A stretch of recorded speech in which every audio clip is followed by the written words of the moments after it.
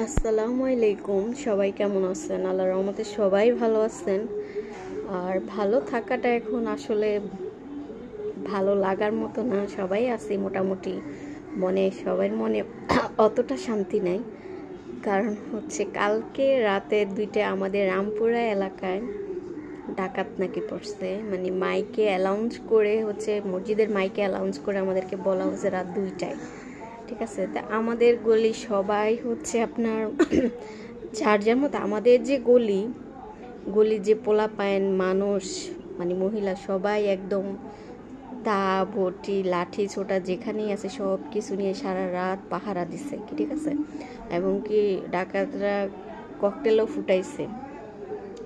তারপরে আশেপাশে মানে গলিতে হচ্ছে, আশেপাশে হচ্ছে, তাই আর কি মসজিদে তারা খবর পাইয়া হচ্ছে মসজিদে অ্যানাউন্স করে দিছে সবাই সাবধান থাকার জন্য।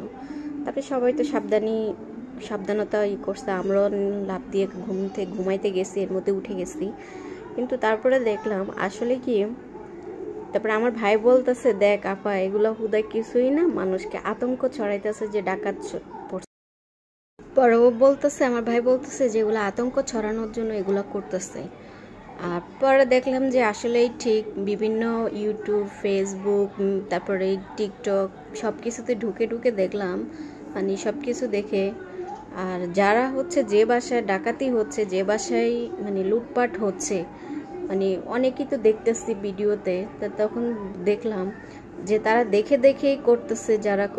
যারা 15 বছর লুটপাট করে ডাকাতি করে মানুষের মাথায় বাড়ি দিয়ে খাইছে, মাথায় বাড়ি দিয়ে সব সম্পদ গড়ছে, ওদের বাড়িতে হচ্ছে। আর দ্বিতীয়ত হচ্ছে কিছু মানুষ আছে যে মানুষের মধ্যে আতঙ্ক ছড়াচ্ছে, মানে এগুলা করে ছড়াচ্ছে যে বুঝাইতেছে যে দেশটা আগে ভালো ছিল, এখন সে নামাতেই দেশটা অশান্তিতে ভরে গেছে। এগুলা বোঝানোর জন্য কিছু মানুষ আছে আতঙ্ক ছড়াইতেছে, মানুষকে ভয় ভীতি দেখাইতেছে।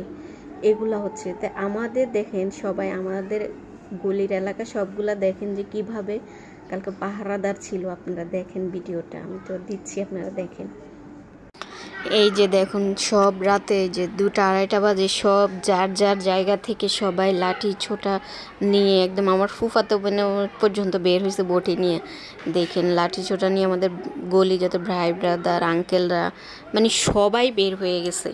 তাহলে তোরা কেন এই আতঙ্কগুলো ছড়াচ্ছস আর এগুলা করতেছস? হ্যাঁ, আর দেখতেছি যে মানে বেছে বেছে করা হইতাছে।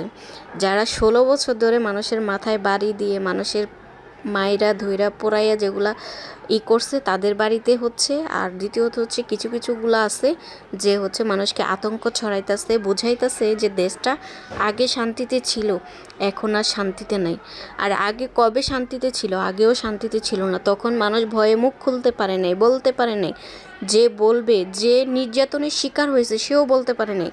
যেমন আমার শ্বশুরবাড়ির এলাকার মানুষ যে পরিমাণ 16 বছর নির্যাতন সহ্য করছে, 16 বছর ধরে রাতে ঘরে ঘুমাইতে পারে নাই।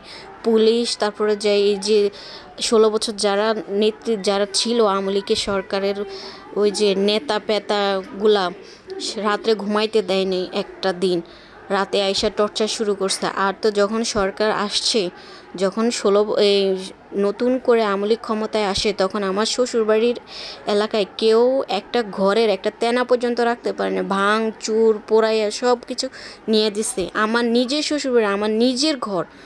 আমরা কোনো দলই করি না, আমরা ঢাকায় থাকি, হাজব্যান্ড ওয়াইফ, আমার শ্বশুর শাশুড়ি বুড়া মানুষ তারা থাকে। আমাদের ঘরটা পর্যন্ত নিয়ে গেছে, একটা ঘরের তেনা পর্যন্ত দিয়ে থুয়া যায়নি।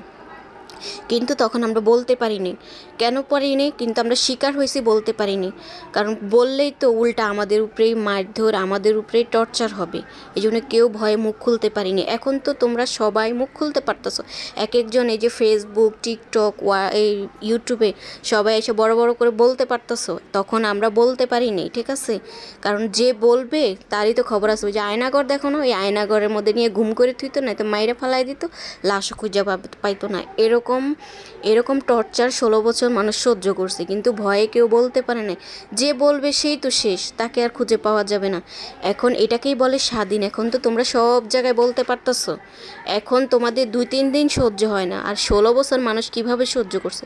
মানুষ সহ্য করছে কিন্তু মুখ খুলতে পারে নাই ভয়ে, কারণ যে খুলবে সেই শেষ। এখন এটাকেই বলে স্বাধীনতা, বুঝছো? তাই এখন আমরা কোনো সরকারই চাই না। এই সরকার আসলেও এই সরকারের পিছনে লেগে থাকে, ওই সরকার আসলে এই সরকারের পিছনে লেগে থাকে। এই সরকার আসলে তার দ্বারা ওই সাপোর্ট করে, সেই সাপোর্টের লোকজন শান্তিতে ঘুমাইতে পারে না। আবার যখন এই সরকার আসে তার সাপোর্ট করে যারা, তারা ঘুমাইতে পারে না। এই হচ্ছে রাজনীতি খেলা। এইসব রাজনীতি খেলা বন্ধ করে আমরা এখন চাই একটা নতুন ভালো একটা সরকার আসুক, জনগণের শান্তি হোক, আমরা একটু শান্তিতে থাকতে চাই। আমরা কোনো সরকারই চাই না, কোনো সরকারই ভালো না। সবাই স্বার্থ নিয়ে টানাটানি করে, ঠিক আছে? এখন তো আমরা বলতে পারতাছি, এটা আমাদের বাক স্বাধীনতা। মানে মানুষের মুখের ভাষা কাইরা নিয়ে গেছিলো, কেউ একটু বলতে পারতো না। অপরাধ সবাই সহ্য করতো, কিন্তু কেউ বলতে পারতো না। এখন তো আমরা এই যে বলতে পারতাছি, সবাই বলো না এটার জন্য ওই কি এটার জন্য ওই কি স্বাধীন করছো, এটাকেই বলে স্বাধীন? হ্যাঁ, এটাকেই স্বাধীনতা বলে।